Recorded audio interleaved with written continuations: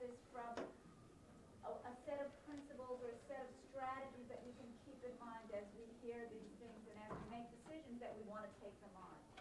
So, get with a partner, share your name, one highlight from the conference, and any joke, comment, or slur that you've heard that you didn't handle very well, and we'll make a list of a couple of them, and then pick one or two to actually role play. Grab a partner.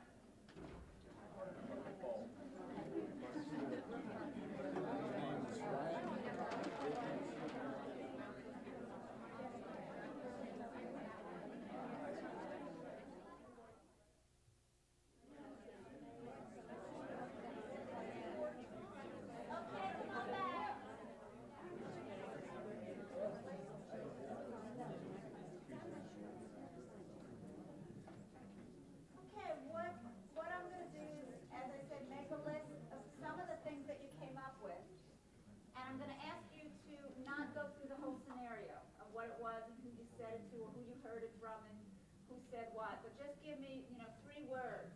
What was the gist of it? What was the gist of the comment? And then I'll pick a couple and we'll do some role plays. Somebody said to me when I was talking about a lesbian friend that I have, she just hasn't found a good man yet. Okay. I didn't handle it well. Is the person still standing?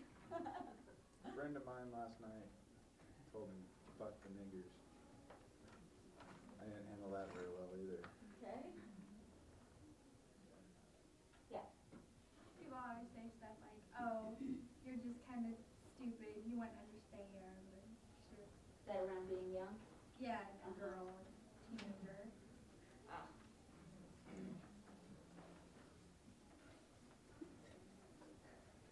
Yeah.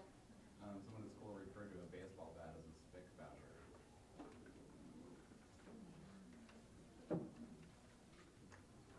Anything else? Yeah. I've been called a dyke and a fag by different people. Okay. Gonna stop there. Let's see. Well, we've not done much. I've not done much in the workshop and in my. Why don't we do something like this, like on gay issues, lesbian, good man? Would you like to come up and?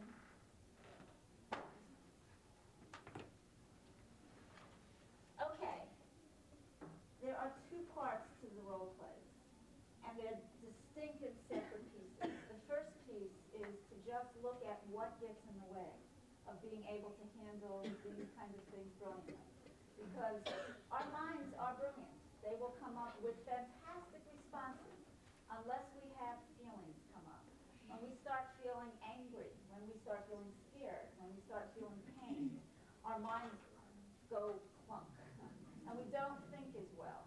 And so the first part of this is to allow Susan to look at some of the feelings and actually to start venting, just start venting some of those feelings that might get in her way of being able to think brilliantly about this. And then the second piece, which is different from the first, is to then give her a chance to practice being effective. So the first part, you were just, you're ready? Yeah. And the comment was about lesbian and all she needs is a good man. And the thing that you're doing now is not being effective and not trying to be polite or rational in any way, that you speak from your guts. She's ready. And I'll just say the phrase and you get to say anything you want from your guts. So, that lesbian, all she needs is a good man. That is a stupid macho pig type of answer. One more time. She just needs a good man. That's stupid, it's macho, it's pig. You just don't understand what it's like to be a woman, you idiot. Okay, now, you can see that if she, with that running through her head, she knows she can't say that because that's not going to continue the communication very well. But it's stuff that runs through her head and it actually interferes with being able to think effectively about what to do. And I'm not saying we've gotten rid of all these feelings. We have not. But we've at least touched the surface. And what I'd like now is to have one person come up here and actually do what I did, to just say the phrase, and this time Susan's going to try to be effective. She's going to try to do something. She's going to try to figure out something that's actually going to keep the relationship, keep the communication going. So I need one person to just play the role of the quote-unquote bigot, and we will remember that this is not anything you would ever say. So, I'll be a bigot. okay. Always wanted to be a bigot. Okay. Okay, so you just repeat the phrase, and you're gonna try something. Just What's this anything. first phrase? So, That, lesbians, all they need is a good man. all we need is a good man? That's the phrase. Okay. And then you're gonna do something, anything that you can think of. Lesbians, all they need is a good man. I think she probably has met a good man, she just doesn't want to sleep with him. Okay, let's read it. What did you like about her response? It was kind of witty. Witty? One of the things oftentimes that can sort of dismantle what's going on here is sense of humor. So, it was witty. What else? Well, it's just basic and to the point. Maybe that's what I think. Okay. Not attacking him. It's not attacking him. It's not attacking him. It's not denying the absence of good men. Right.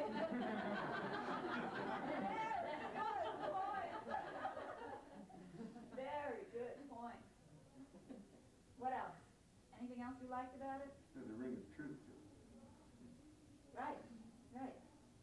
And what about her tone? Collected. No matter of fact. Tone was good. And sometimes, you can say a lot of things, but if your tone is not good, it doesn't fly. Or you can even say some things and the words are not that great, but your tone is good and it can fly. So tone is a very, very powerful kind of mechanism.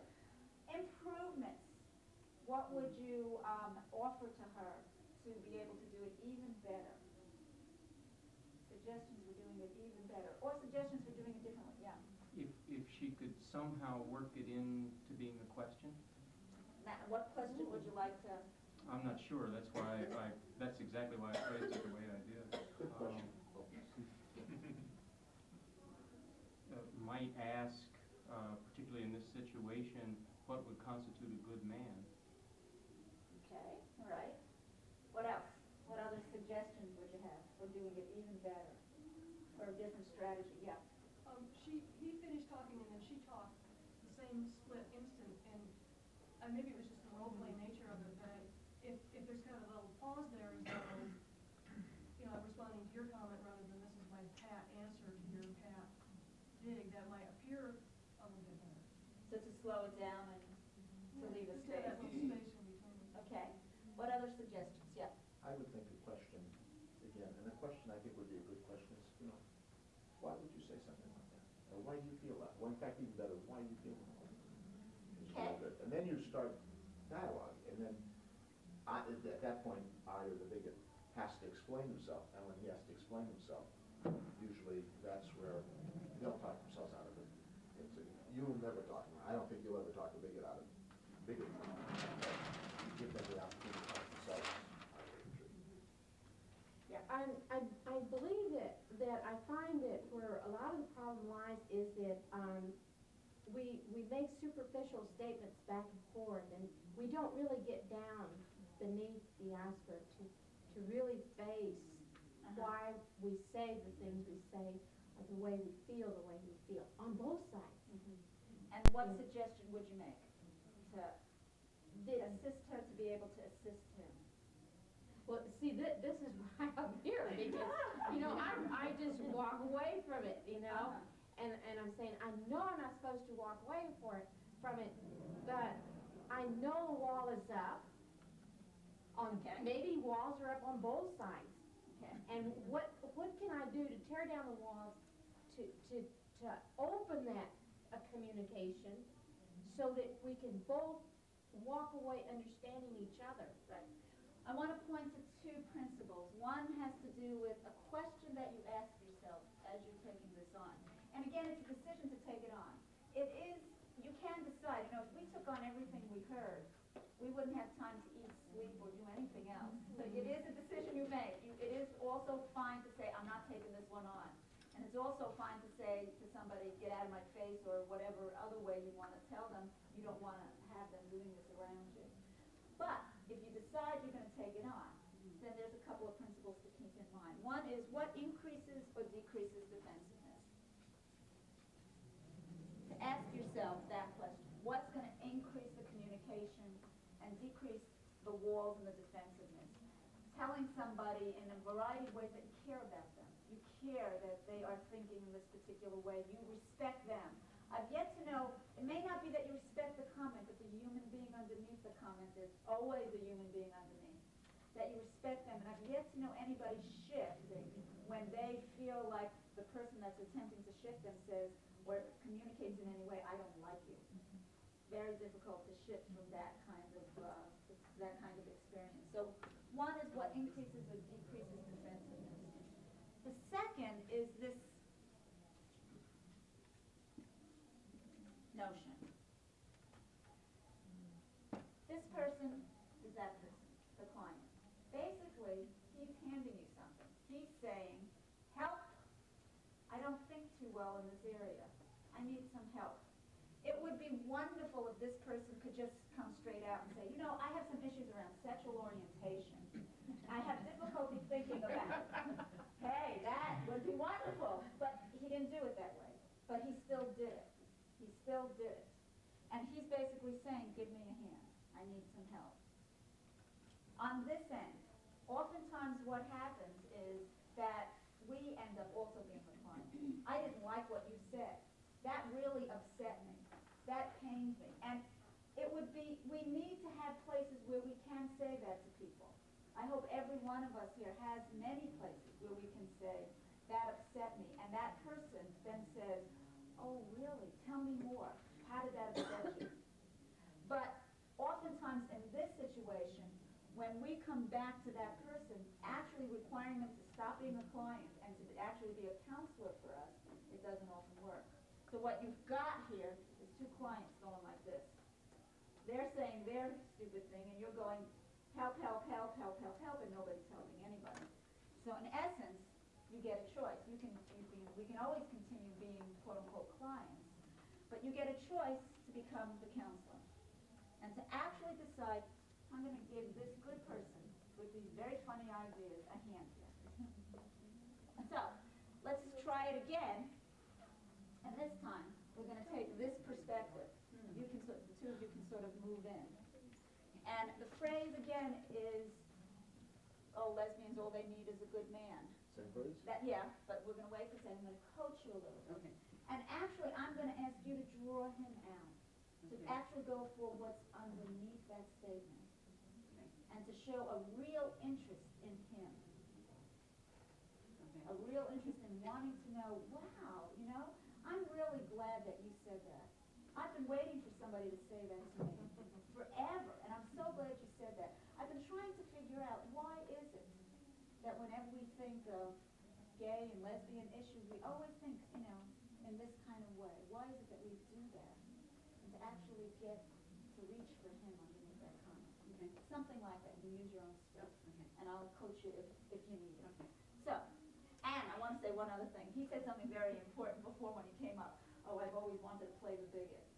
That often is what happens when we do these role plays. Somebody comes up and, I don't know, there's something like you get, you know, it's like, I can finally do what got done to me. There's that phenomenon. But what I want to say is that if she does do something that's effective, that really sort of, you actually feel a shift to go with it. Because sometimes people will come up here and this person's doing beautifully. And so, okay. I want to know what she's going to do with the immediate emotion of rejection and hurt that she feels. She's going to hit me. How's that? No. Now, I think you raised a good point. And we do need to have places to deal with those feelings. We need to have places. This right here may not be the place to deal with it, but we do have to have those places. And this is hard. This is one of the hardest parts of the work that we do, because essentially we're asking ourselves, when we're playing this role, to put our feelings over here for him. They're over here. I'm Right. sitting I know, here. I see your front. Pull on his arm. Okay, I want to, yeah, you're going to make the statement. She's going to try something different. Is Susan a lesbian person, or Susan, I'm just making the statement and Susan is sticking? I don't, Okay. I don't that's think it what matters. oh, I don't okay. think it matters at this point. Okay. So, make the statement, try something else in the direction of what I just talked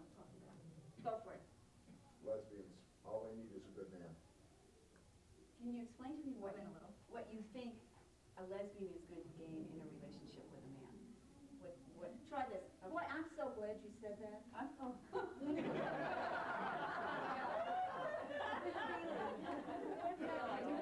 I'm so glad you said that. I've been hearing that comment forever, and I've been trying to understand, you know, Okay. why is it we always think, and then just fill in. Why is it, this isn't something that I want to ask about. Why is it we always think that caring relationships between people have to be opposite sex relationships? That's, Go ahead, go for I it. don't think that caring relationships always have to be between men and women, but I think that, sexual relationships, I think, should be between men and women. I think it's, tell me more. What is to be gained, or what is the, why? I'd be really interested in hearing Okay. points of view more. Okay. I just feel it's more natural. It's the natural thing to do. It's just, man and woman are made for each other. Man and man are not made for each other. Women are not made for each other. But men and women are made for each other. In what sense are they made for each other? In what sense are they? You know, it's always interesting to me when things start sort of, budging a little bit. You can actually visually see some kind of shift. The person is trying to, move along with it. Okay, great. What did you like about what she did? She did some wonderful stuff.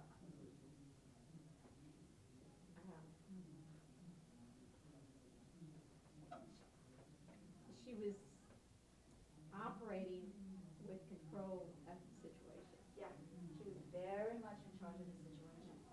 Very much in charge. And she, specific instead of being so general. Yeah. right, and, yeah. A key was the confidence and the non-threatening body language.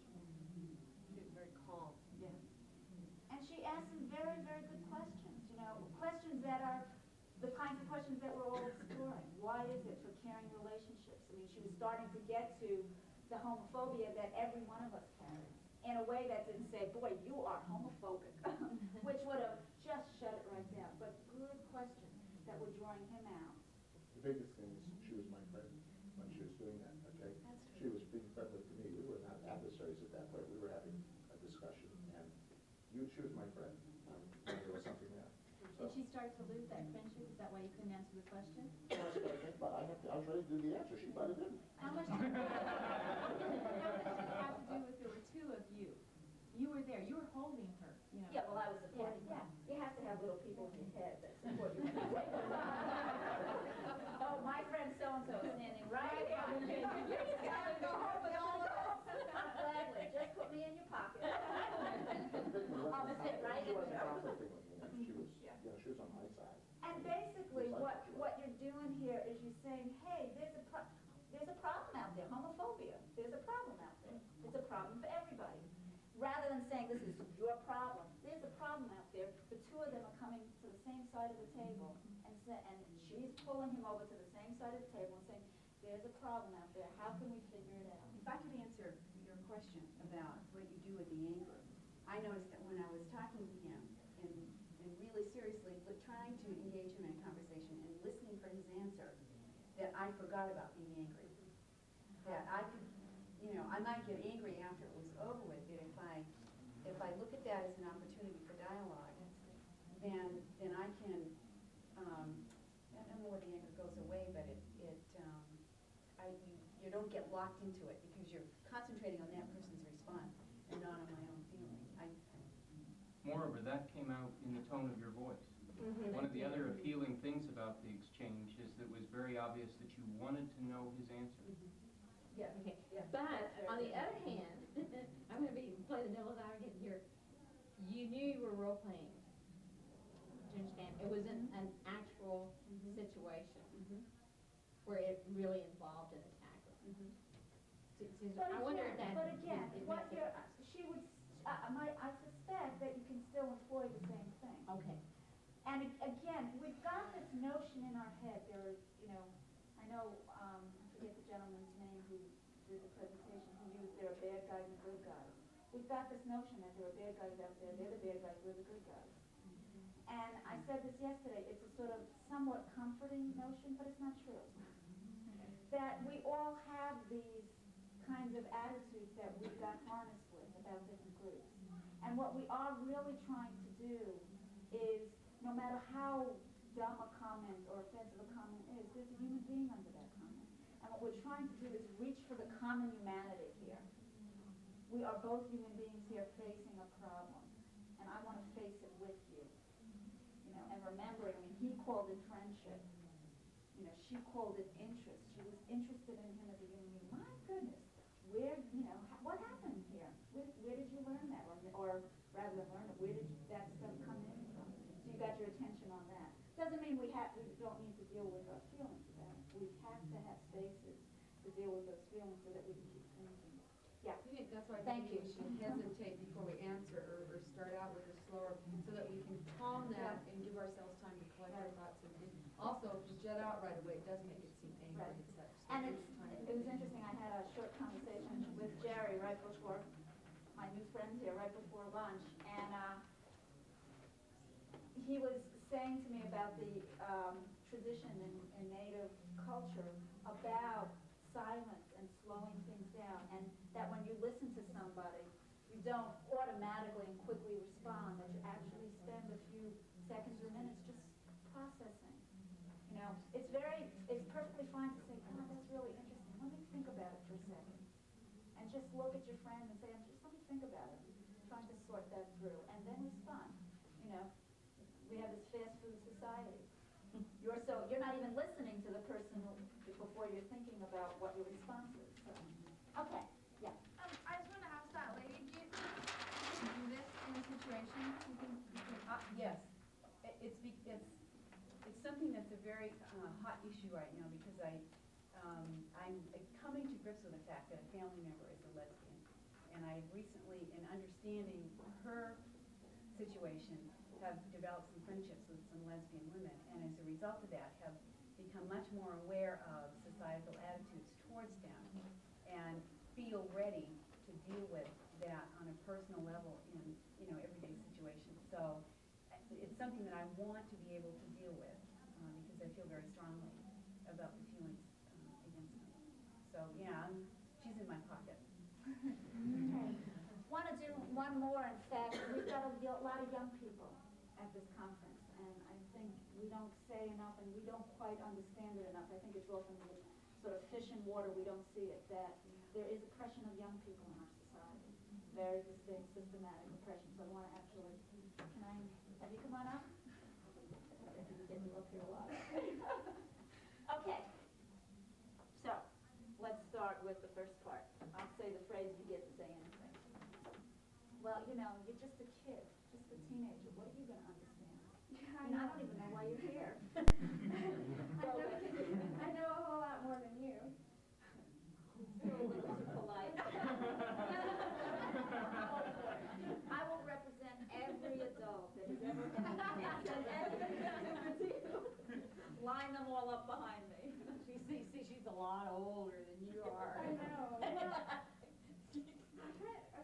I just want to say, Yeah, do it. You don't understand. oh shit. Keep going.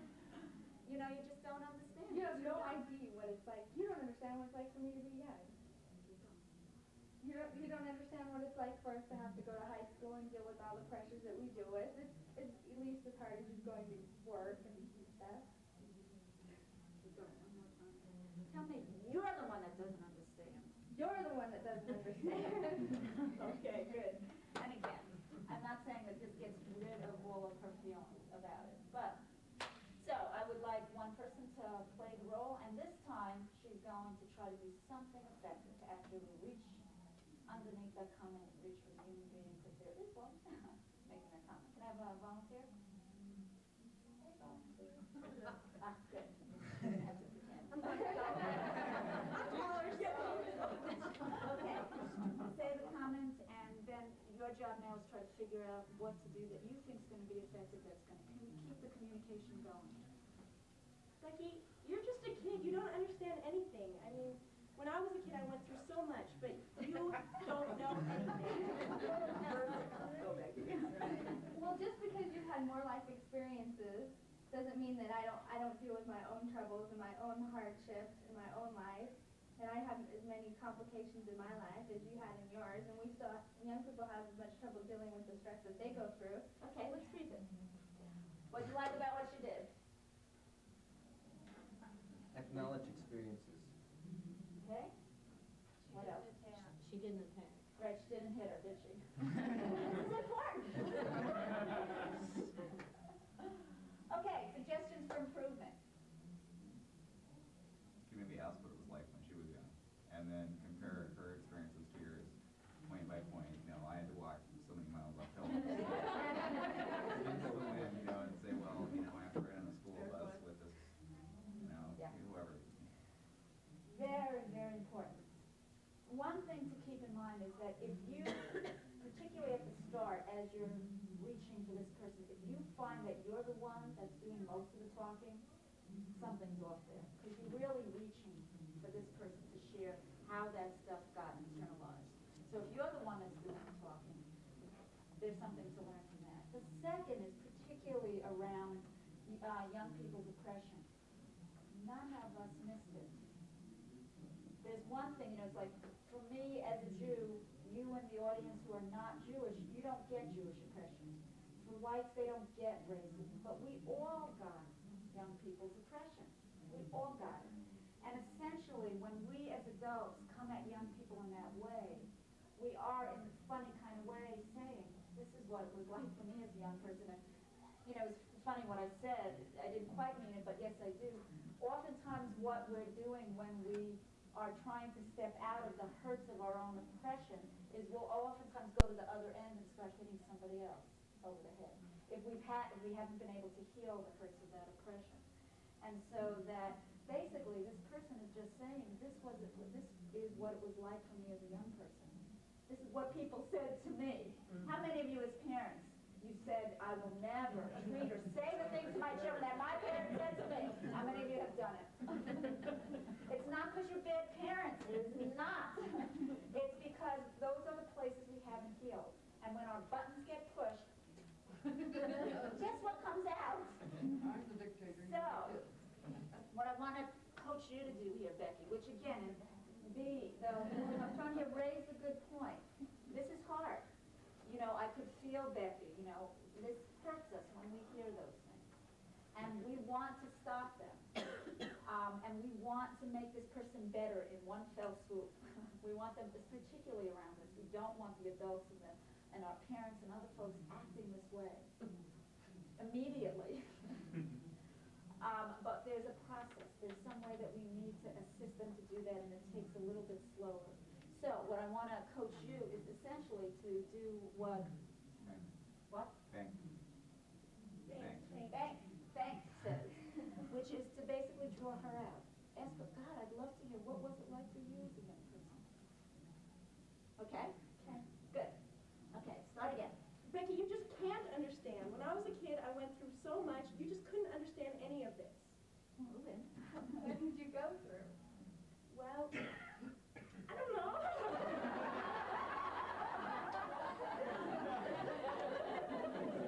I need an adult here. Okay, but that's now. It's different now than it was then. So. I had to walk 7 miles to school. My parents wouldn't let me ever go out, and I had to date only Catholics because my family's Catholic, and my father left me when I was 5. I just had a terrible life, and you couldn't understand anything because none of that goes on now. Well, I'd really like to try that. I really want to try and understand that. Well, I'm glad you want to try and understand because I have so much knowledge to offer you. Yeah, wait to hear.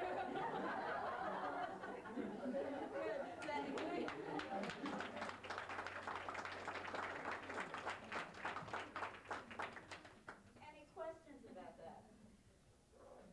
I just like to make a comment. In the first try, it was like she was trying to justify herself, even though the responses were positive.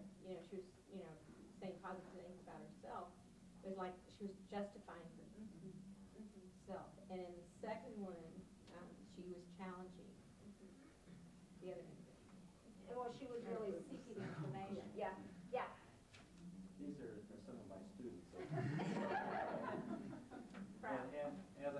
listening, I thought that she was putting herself into the client position. But I was particularly interested in, because that's a situation these teachers face a lot. And really when I deal with some of these people, I'm telling them, I feel that, but I don't know how to say anything else. You know, I don't know what else it is to say other than, well, you don't have any experience. How can you relate to this? And so anything you can say that would help somebody get over that will eliminate that kind of comment. So when you're thinking about it, think about, you know, well, how do I have a wide range of experience that can help me deal with these situations? You know, the prime example is, you know, you guys all say, well, why do we have to learn this? Good question. I think that was one of Thinking the. about explaining the breadth of your experience. Well, after Becky asked Jennifer all about herself as a child, shouldn't she be able to tell Jennifer about her? It's a very good point, a really good Or point. else it won't help. Right, and what I have learned in doing this work is that, and I'm going to talk a little bit more about this afternoon, is that we underestimate the power of listening. That oftentimes if we listen to somebody long enough, and I'll give a real quick example, I was working with, and when I was in New York, I have a good friend there who's very involved in Middle East politics. We disagree vehemently about the way to go about this, his points of view. But he's an important man in the Jewish community. And so one day I decided, okay, I'm going to go up there, and we're going to just spend a couple of hours, and I want to see what I can do. And I just spent the first half of my time with him asking him lots of questions and listening. And, you know, I had to keep going, okay, don't say anything. Don't tell him how despicable you think his politics are. It won't help here. And after a bit of time, I listened and I listened and I listened, and he said, well, I know you don't necessarily agree with me. Tell me what you think. And then I knew it was time for me to say something. Usually you can tell when somebody's ready to hear information is when sometimes they'll just say to you, now tell me what you think. If when you're giving correct information or information the way that you see it, the person starts going, but, you know it's too soon. And you just have to back up and ask a few more questions. And again, this is a process, you know. Like, we're not going to do this fast. It didn't come in fast, it's not going to go out fast. And it is a process, and it's a foundation that you're laying for a relationship, to be able to hear each other. Okay, let me just take two more questions. Yeah. You seem to emphasize the closeness of the two people coming together when they're talking. Mm-hmm. But some people, you know, if they make a real, you know, kind of angry sort of statement, you know, if you get too close, it's like immediately they, you know, go up. And Yeah, you have to be thoughtful about it. Yeah. That wasn't what was happening here, and the distance looked to me more like, let's keep away from each other. But you've got to be thoughtful about the process. If the person's ready to, you're not going to walk into the, you just have to keep thinking. And again, the only thing that gets hard about thinking about this is when our feelings come up. So, yeah, one more. Something yesterday they talked about your personal experiences, and I think in asking what happened to you, that as that person's telling it out, maybe they can think through, well, maybe they are having similar feelings. The other person does have those feelings. They themselves are answering for themselves or being able to open up more because of being able to get maybe off their chest some personal experiences. Lots of things go on there, and you from the outside don't know what's going on inside. And I'll say one young person came up to me this morning to say, she'd been in my workshop yesterday, to say that she'd actually tried something with one of her friends. One of her friends was angry about what some of the things that Jesse Jackson Jr. said. And he was a Republican, and he, you know, how dare he, he's just a communist and all of this. And she was all ready to say, that's stupid, I can't believe you.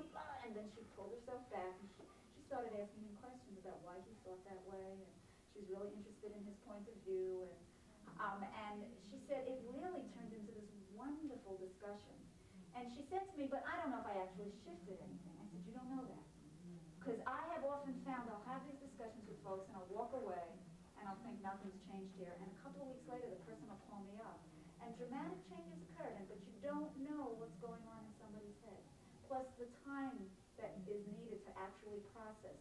what that kind of conversation is about, so you don't really know. Okay, if everybody would just stand up, take a quick stretch.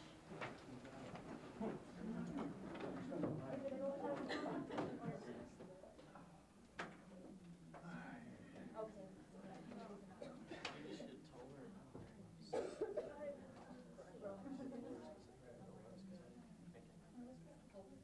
You know, that if you talk about asking questions, it's a culture for not allowed to ask questions. Right? No. I mean, no, that's it. You're not allowed to ask.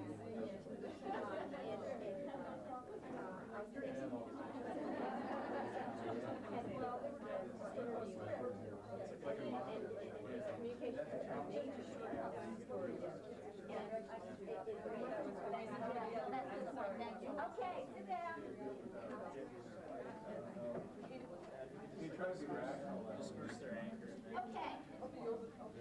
I'll tell you a workshop leader's secret. When you need time in the middle of a workshop to figure things out, you can always tell your group to stand up and take Zoom. Okay, what I'm going to do now with the last little bit of time that we had together yesterday, I described a particular activity that we do in our programs called Speak Outs, which have to do with inviting volunteers to talk about specific experiences of discrimination that they had that were hurtful to them and they'd be willing to share in this setting. Now often, I don't usually do this as part of a short thing, but most of you have been together for the last day and a half and have been making connections. And it is a very, very powerful part of our workshop. It is oftentimes the part of our program that does dramatic shifts for people, dramatic shifts in the way that they think and act about these issues. And it's helpful for both parties, for both the speaker and the listeners. For the listeners, you end up hearing things from a different vantage point than reading it in the newspaper or hearing it on the radio, that you get information and get touched in a different way. And you go away, and I had people coming up to me this morning from the speak outs we did yesterday. One woman came up to me and we did a speak out on anti-Semitism, and she came up to me and she said, you know, I've been thinking about it all night, and there were things I didn't understand until this person spoke yesterday about it. And again, it's like, it's not to put everything in sort of counseling terms, but it's looking at the kind of truths in human ways, you know, hearing it in human ways. For the speaker, it's often a wonderful opportunity to move through isolation, because when we have these experiences, we often don't have the opportunity to share with people in the details and in the emotional details of what they're like. And so it's an opportunity for people to move through some of the isolation and some of the secrecy that often surrounds that.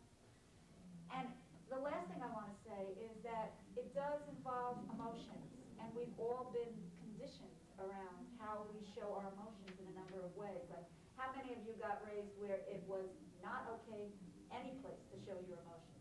Do not let them out. How many of you got raised where it was okay to show your emotions in your family, but no place else? How many of you got raised where you noticed there were differences in the way gender approached emotions? Yeah. So we've got all sorts of stuff around releasing our emotions, sharing our emotions, showing our emotions. But one of the things I've learned in doing this work is that prejudice, oppression, is a deep hurt that we carry around with us. And it sort of runs our lives. And that to really dismantle that, we need to be able to heal from those experiences. And we need to not only be able to heal in rooms with one-on-one counselor kind of thing, but we need to be healing in groups, because that's oftentimes where it happened. It happened from groups, it happened in groups, and this is like an ideal place to start that healing. Okay, so I've asked two people if they'd be willing to share a story, and I think it's important that you know I always ask people beforehand to volunteer, and they have the opportunity to say no, so this is by their own volition. And the other thing I want to say is that standing up here is very different than sitting down there, and that we all have different expressions on our faces. And most of those expressions have nothing to do with what's going on up here. Most of them have to do with, some conversation we had right before, or something, or chronic fatigue. We all carry chronic fatigue, and it sits on our faces. So So what I'd like to invite people to do is not to have a frozen grin on their face, but to have an expression that you are delighted and pleased that these folks are sharing this story. Okay. Jerry, can I look at you first? Sure. You want me up front? Yeah. I asked Jerry if he'd be willing to share a time that he was discriminated against as a Native American man. He said he would. Well, I've been thinking about this for the last 10 minutes, too. But this happened recently, too, and it was very, very discouraging. I live in Beaverton right now. I'm a member of the Chippewa Cree tribe of Montana. And I thought that by moving out to the west, Pacific Northwest, that things would change. Unfortunately, they haven't. And this is the scenario. Being new to Portland and Beaverton particularly, I needed to open a bank account. And so with my check, my Montana identification and all these different things, I went to a bank and sat down, waited, and then a person came, a white person, an older looking, professional looking woman, sat me down, and she was on one side of the desk with a computer, and I was on the other. And she said, "May I help you?" And I said, "Yes, I'd like to open a bank account. I'd like to open a checking and a savings account. I have a check here, and I have some identification." And she said, "I see. Okay." And so she looked at my check, and I had just joined the firm, so I didn't have much money. Okay, so this was like my moving expenses, $100 or something like that. Well, yeah, I want to put this in a checking account. And she says, "I see. May I see some identification?" And so I gave her my Montana driver's license and another identification card. And she said, "Well, I'll be right back." And so she leaves me there. She goes and does something. I kind of peek around, and so she's talking to someone, and she's on the phone, and then she comes back. She says, "Well, I need some Oregon state identification. And also this check is made out to not only you, but the school district." And I said, "Well, no, that's the address at which I get my mail." She says, "Well, you'll need to get this check co-signed by someone from the school district at which you work. And I also need some identification from Oregon." And I said, "Okay." And she said, I wish I could help you." And if you could say anything from your guts to that person, what would you say? If you could speak out from the place where it's at. This is what I wanted to tell him. I said, "You know, I really realize that you're in the business of making money, and I don't have much. And it's obvious that you may have an attitude towards me that because of who I am and where I came from. But I am intelligent, I'm sensitive, I'm caring, I'm valuable, and I can make a difference as a customer. And I would really, really appreciate being a customer here. And I really think that it would be great, it would be fun. But I see that you're not ready for it. And so I think I'll take my business elsewhere."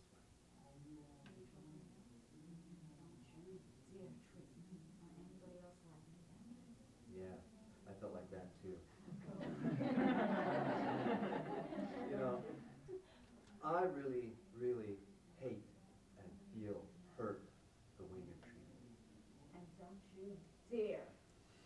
And don't you dare treat me or anyone like me like this again. And last question, is there anything that you need to hear from this group or share with this group that will make you sit down and feel completely comfortable with what you just shared?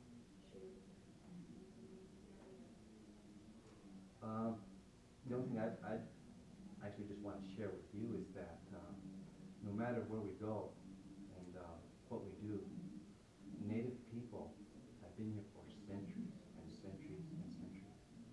And we're not going anywhere. This is our home. So get used to the identity.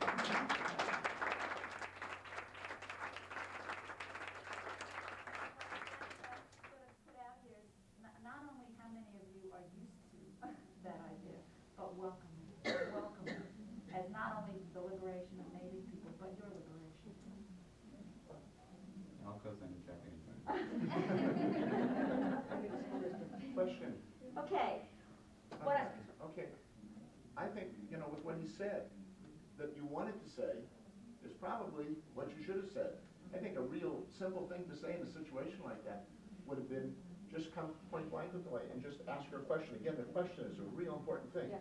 And Let me just say something, because I want to actually allow folks to share what came up for them as they listen to that. But that right now, the opportunity here for him was not to think rationally about how to handle the situation, but something about the speak outs is that we get to those kinds of feelings and heal those feelings. How he actually handles it would be very different than what he was doing with me. But that it really goes back to this activity precedes the role plays. It goes back to we need that space to be able to vent and heal so that we can go back into whatever the banks or the adults that we're confronted with and be able to think creatively and flexibly and effectively in those situations. So this is sort of what precedes the role plays. What came up for you as you listened? Parallel stories, or what came up? Yeah. Well, I think I could identify with them in one way, you know. They don't come right out and say it, you know. But you know there's something there, but sometimes you like kind of talk yourself out of it, oh, I didn't do it that way, or so you have a lot of uncertainty, and so you walk away feeling real confused. I know I've done it. Yeah, give them the benefit of the doubt, but the doubt is very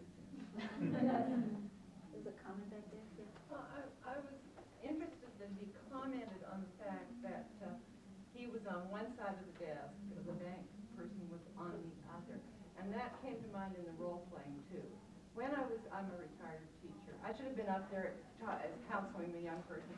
But when that came up to me too, I found when I was teaching and when I was later tutoring, if I could sit at the same side of a table or a desk and avoid that confrontational face-to-face, which I don't think helps the situation, which you're going to meet in a bank, whatever group you may come from, you are going to be face-to-face across the desk. But that is something that does makes the situation harder to deal with. Great.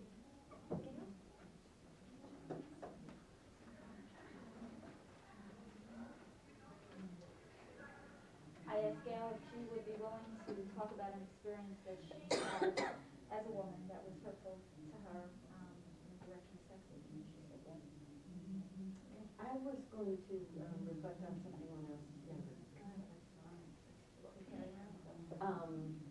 I met a year ago a friend who had been a boyfriend when we were in 8th grade, and we reflected on our junior high school experiences. And we had both enjoyed speaking out and speaking frankly. And his perception of me was that I enjoyed junior high school, and my perception of him was that he did. It turned out that he really did, and I really didn't. And I look back at that. He was a son of a minister, and I said, you know, how did that play out for you? He said, well, most of my teachers really wanted to encourage me to think for myself, and when I spoke out or said something that was not necessarily irreverent, but would raise a little cane on the playground or something, they'd sort of encourage it. And I found that I was suspended from my homeroom. I had to sit in the principal's office. I was expelled from my cooking class. And this all, and because I didn't really know what to do with all of this, you know, I just kept getting in trouble after trouble.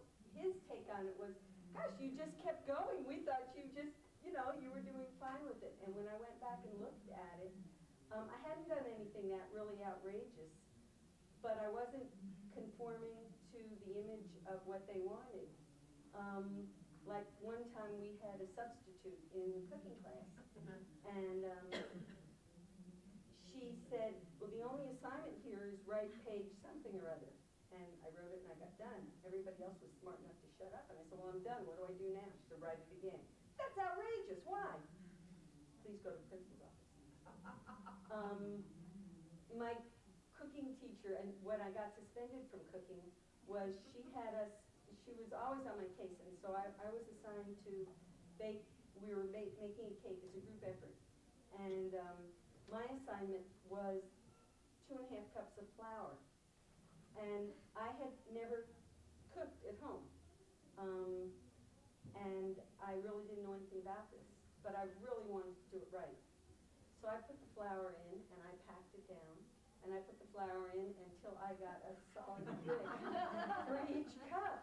And then we emptied it into the recipe. And the recipe obviously failed, and she had seen me do that, and she said to me, "You did that on purpose. You wanted to sabotage the recipe." And she's very angry at me. I said, "No, I came to this class to learn how to cook. I don't know how to cook. My mother doesn't cook." And I must have said something perhaps a little bit stronger than that, but I do remember that that was the catalyst, and I was thrown out of cooking class. And so anyway, my friend, when he gave me his take on, "Gee, we saw you really saying what you thought and being outspoken, and we just thought that was pretty neat." And I saw him doing it, and I thought it was pretty neat, and it turned out it was really, he thought it was pretty neat. He said, to this day, his very best dreams are of junior high school and the whole gang and how we were all good friends and how we just did so much and had such a good time. And really, that was quite an eye-opener for me. And if we could go back to that time, who was it that you'd like to speak as the substitute, the cooking teacher, or Oh, the cooking teacher. Her name is Ms. Bain, and she used to say to me, "Gail, you're getting in my red hair." She was from the South. I'd like to pull your red hair so you understand that I have a different perspective. Bug off. Keep going. Get another few seconds to say anything.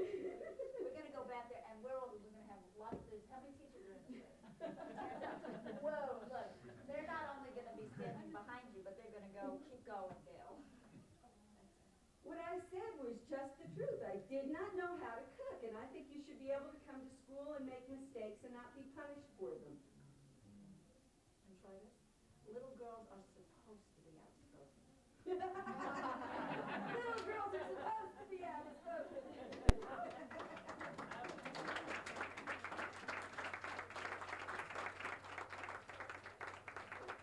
And for closure, is there anything that you need to say or share or hear from the group that will make you feel perfectly comfortable with what you shared?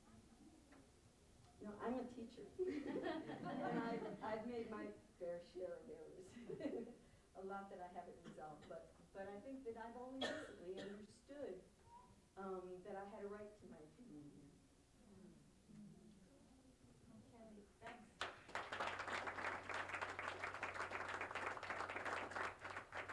Okay, what came up for you as you listened?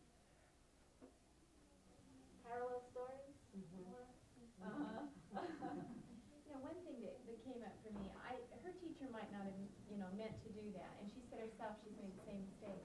And sometimes I feel, I may get attacked for this, but sometimes I feel I should apologize for being white from a middle-class family. It's like, or I should apologize that I'm a teacher. I heard yesterday a teacher was asking for help, and all of a sudden it was as if, she didn't have the right education, she didn't have the right motive, etc.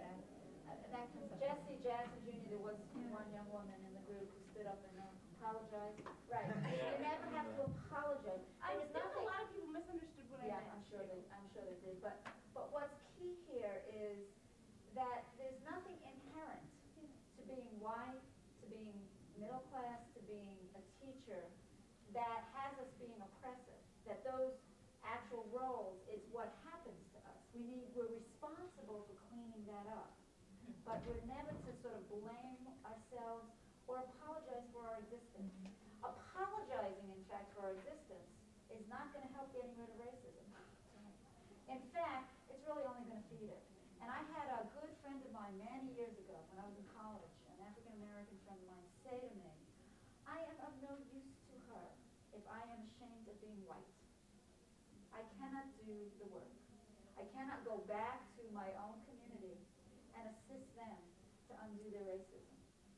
That I have to go back in there as a completely proud, white, Jewish, working class female, completely proud.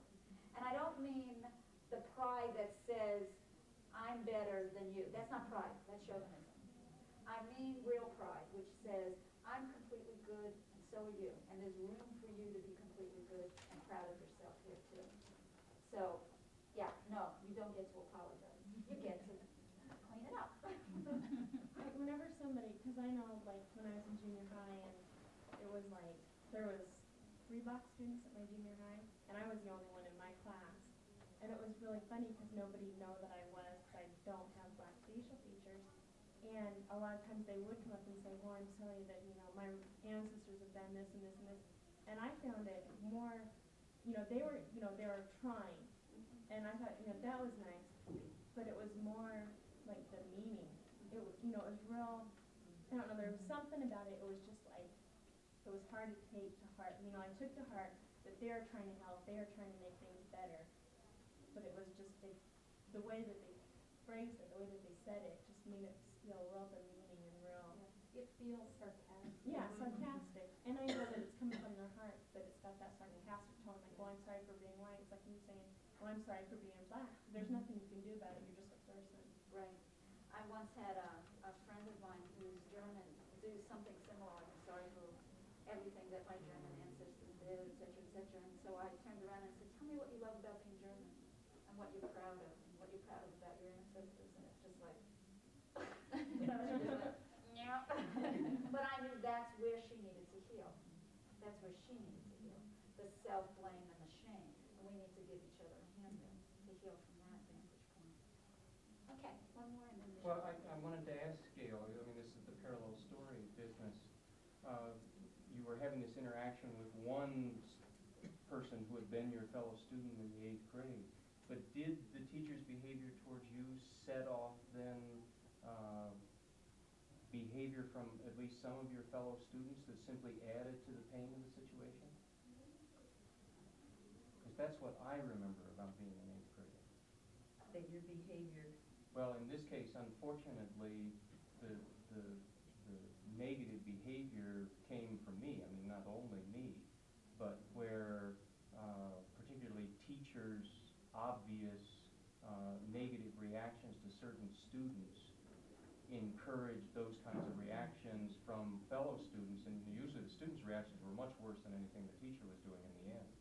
Well, the students reacting negatively. Yeah, and so I wonder whether in contributing to the pain of your experience, maybe not this particular boy, it certainly didn't sound like from the way you spoke about him, but other students who you did not necessarily consider your friends, perhaps even because of their reaction to you. That's a good question. I was very much alone, and so it's something to think about. That's interesting. I want to say one last thing, and probably we should end, which is that there are 2 places we need to heal. One place is when we are targets of discrimination and oppression. The other place we need to heal is when we got exposed to and conditioned around the misinformation about other groups and actually took on ways of behaving and acting towards other groups that were oppressive. That is a deep hurt also. It's a deep, deep hurt. Because both being targets of discrimination and being the ones that, and we all were, every single one of us, we couldn't have missed it, that both of those roles are sort of set us up to feel and act in a dehumanized way. And we have to heal both roles. We have to heal from both vantage points. Yeah. I have to ask you this question because I think it would be a good ending. People ask me this sometimes. How come everybody else gets to be a jerk and I'm the one that has to be the rational counselor? Well, you can be a jerk. We can all be a jerk. And the way I often respond to that is it's unfair that particularly those who are in the target position get to take it on. It is unfair. But why not? It's also empowering. This time you get to not be the victim. You get to take charge. I'm going to fix this right now. And you get to take charge of it. Doesn't mean that the other person can't take charge of it. I was going to say I'm a high school counselor, and I really think we need to applaud our youth, because I think our youth are so open. I have more trouble with their parents in dealing with relationships. The kids are willing to compromise and they're willing to work it out, but the parents, we need to work with parents. The kids are willing to share share, too willing to go a little extra way to make this relationship work, and our parents are saying, no. And you know, the best way to work with parents is to tell them how good they are. To tell them, repeat it over and over again. That, what did I just hear now? You know, we're always looking, many of our leaders are helping us find scapegoats, encouraging us to find scapegoats. And the last thing I heard that Bush said was, now, it's not the teacher's fault, it's not the student's fault. You know where the blame must be placed? Guess what? The parents. It's the parents' fault. They don't care about their children enough. And that's a downright lie. They've given all the resources that every single parent operates. And think about what some parents, all parents, face in the society.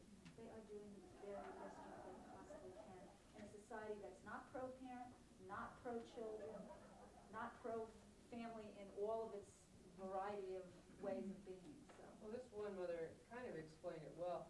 She said that when she was growing up, she had to do a lot of compromising because of the dictatorial ways her folks said, you know, and now she's having to, because her kids are dictatorial, so she said, I'm in like a dictatorial sandwich. Right. And so they really need to, I think they need to learn to like themselves better, because our youth do. And it's real refreshing to work with the youth. And we need to build alliances